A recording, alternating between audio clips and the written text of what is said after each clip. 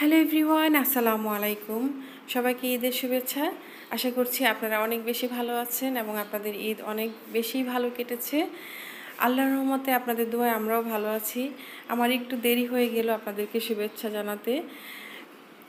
আমি ঈদে কিংবা রমজানে এত বেশি ভিডিও আপলোড করতে পারিনি, তবুও অনেক আপু ভাইয়ারা আমাকে অনেক সাপোর্ট করেছেন, আমার ভিডিওতে অনেক সুন্দর সুন্দর কমেন্টস করেছেন।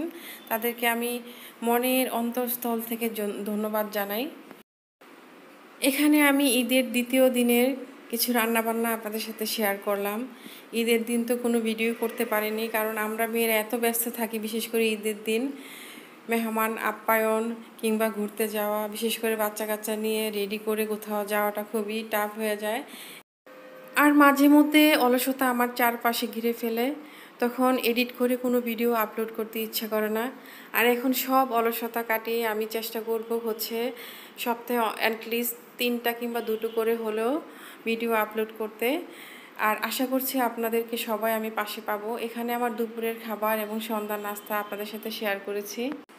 যারা প্রথম থেকে শেষ পর্যন্ত ভিডিওটি দেখেছেন এবং আমার চ্যানেলে নতুন আছেন, সবার কাছে অনুরোধ রইল আমার চ্যানেলটি সাবস্ক্রাইব করে পাশে থাকা বেল আইকনটি ক্লিক করে রাখবেন।